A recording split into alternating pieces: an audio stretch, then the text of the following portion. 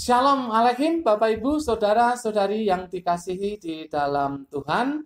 Berjumpa kembali dengan saya dalam pembelajaran firman Tuhan. Kita berdoa. Bapa, dalam nama Tuhan Yesus, terima kasih untuk waktu ini. Sebentar kami akan belajar firman-Mu. Kami sadar akan keterbatasan kami dan kami membutuhkan Roh Kudus yang menolong membimbing kami sehingga kami sanggup memahami kebenaran firman-Mu ya Bapa. Dalam nama Tuhan Yesus kami berdoa. Amin.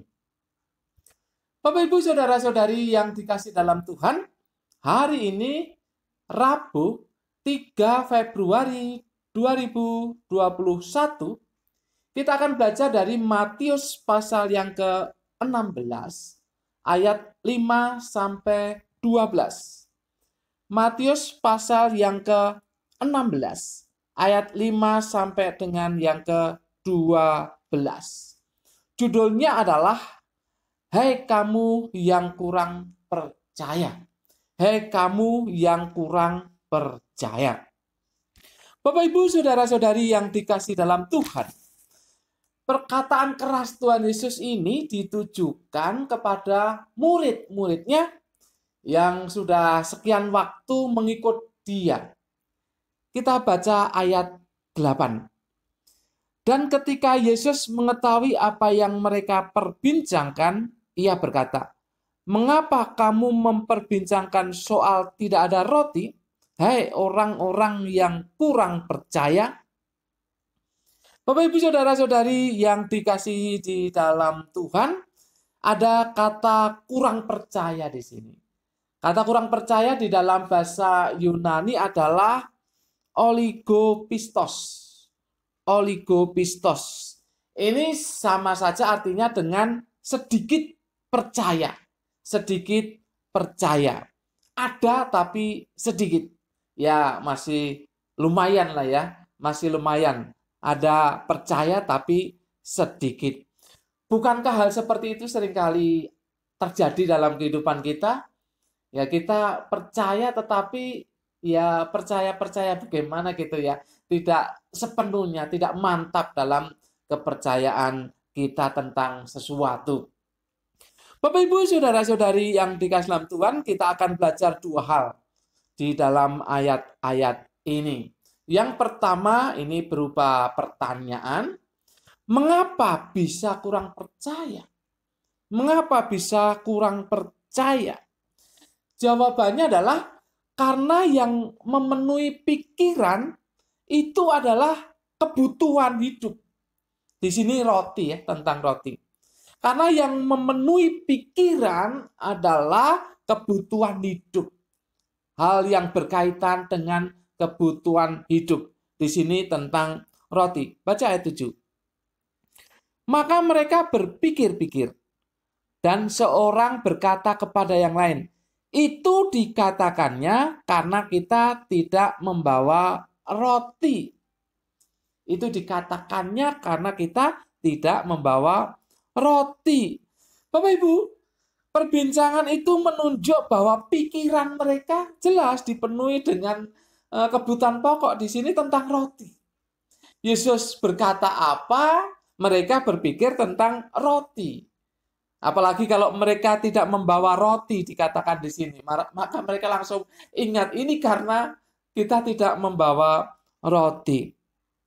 Mereka lupa bahwa Tuhan Yesus sudah melakukan mujizat berkenaan dengan roti. 2 kali lagi ya, 2 kali memperbanyak roti untuk dibagikan kepada orang banyak yang saat itu mengikut Dia. Intinya adalah karena pikiran mereka dipenuhi soal roti yang menjadi kebutuhan primer jasmani, maka mereka lupa akan mujizat Tuhan. Dan karena mereka lupa akan mujizat Tuhan, itu membuat mereka kurang percaya. Maka Yesus katakan, "Hei orang-orang yang kurang percaya."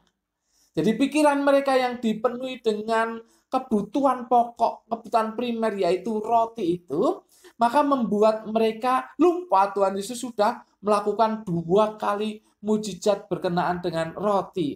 Dan itu membuat mereka kurang percaya. Makanya Yesus katakan, hai orang-orang yang kurang percaya. Hal yang kedua, juga berupa pertanyaan. Apa akibat dari kurang percaya? Apa akibat dari kurang percaya? Jawabannya adalah menjadi tidak bisa memahami perkataan Tuhan Yesus. Mereka menjadi tidak bisa memahami perkataan Tuhan Yesus. Tuhan Yesus berbicara soal ragi orang Farisi dan orang Saduki, tetapi mereka berpikir yang lain. Kita baca ayat yang ke-6. Yesus berkata kepada mereka, berjaga-jagalah dan waspadalah terhadap ragi orang Farisi dan Saduki. Mereka tidak paham apa artinya ragi di sini. Karena apa? Ya karena pikiran mereka kan dipenuhi dengan pemikiran soal roti, soal makanan. Sehingga mereka menjadi tidak paham. Menjadi tidak paham apa yang dimaksudkan oleh Tuhan Yesus. Di sini Tuhan Yesus berbicara ragi orang Farisi dan orang Saduki, yang tentu saja tidak ada kaitannya dengan roti yang mereka pikirkan itu. Intinya adalah ajaran Tuhan Yesus yang lain akan sulit dipahami kalau pikirannya penuh dengan pikiran mengenai roti, mengenai kebutuhan hidup.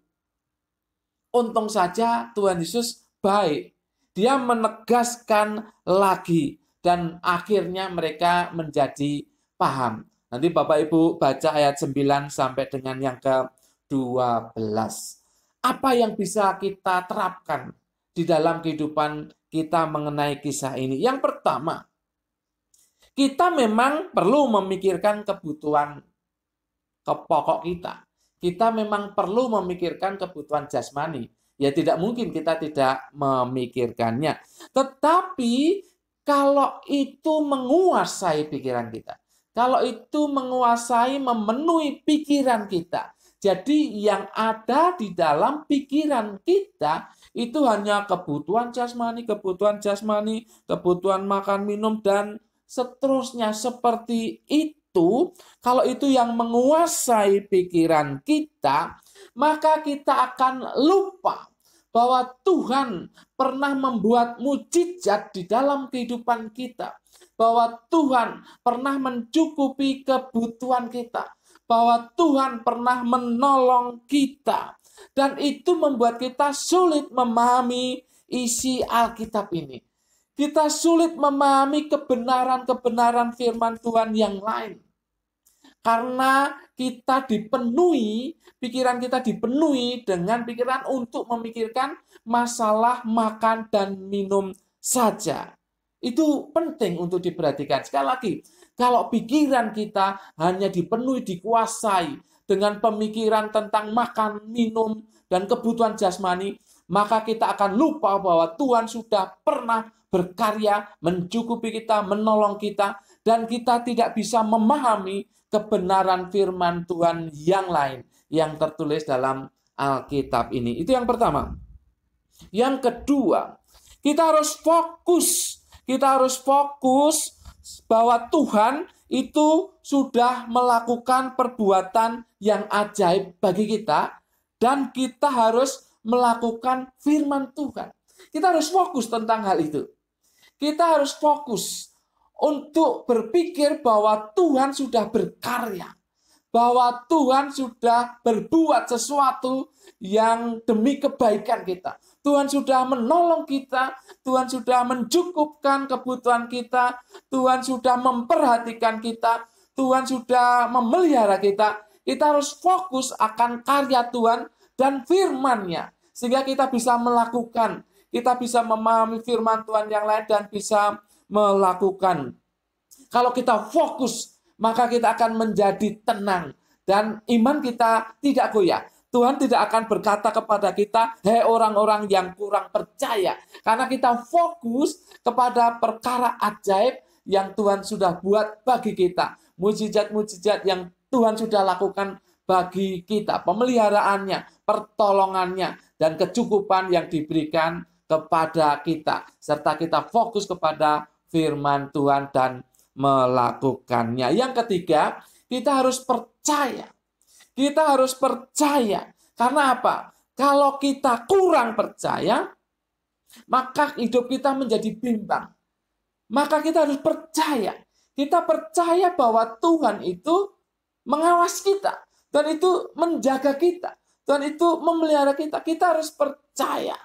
Kita harus percaya akan setiap janjinya.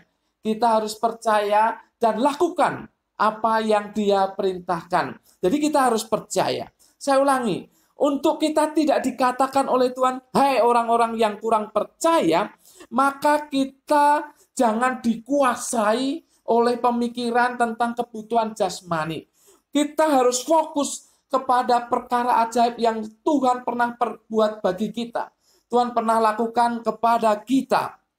Kita harus fokus kepada firman Tuhan dan percaya akan janji dan firman-Nya. Lakukan apa yang diperintahkan Tuhan bagi kita. Hidup kita akan menjadi tenang, bisa menjalani kehidupan dengan baik, dan kita bisa menjadi berkat. Oleh karena suasana hati kita nampak keluar, yaitu penuh dengan sukacita dan iman kepada Tuhan. Orang lain akan heran, dalam situasi yang semacam ini, kok melihat kita tetap percaya diri, kok melihat kita tetap beriman, tenang-tenang saja. Oleh karena kita tidak dipenuhi dengan pikiran yang hanya memikirkan perkara jasmani, tapi dipenuhi dengan pikiran akan kuasa Tuhan yang sudah Tuhan perbuat bagi kita. Amin. Mari kita berdoa. Bapa, dalam nama Tuhan Yesus, terima kasih untuk firman ini. Kami sudah belajar. Dan biarlah Roh Kudus menolong kami untuk kami bisa menerapkan dalam kehidupan kami sehari-hari. Yaitu menjadi orang yang tidak dikuasai hanya pikiran jasmani saja, tapi dikuasai oleh pikiran yang berkenaan dengan mujizat perkara yang Tuhan sudah buat bagi kami. Sehingga kami tetap mantap di dalam menjalani kehidupan ini. Dan kami percaya bahwa Engkau memelihara kami. Dan kami percaya akan perintah-Mu juga yang Engkau perintahkan untuk kami lakukan. Terima kasih Bapa, dalam nama Tuhan Yesus. Kami berdoa dan mengucap syukur. Semua kita yang percaya katakan amin. Tuhan memberkati Bapak, Ibu, Saudara-saudari senantiasa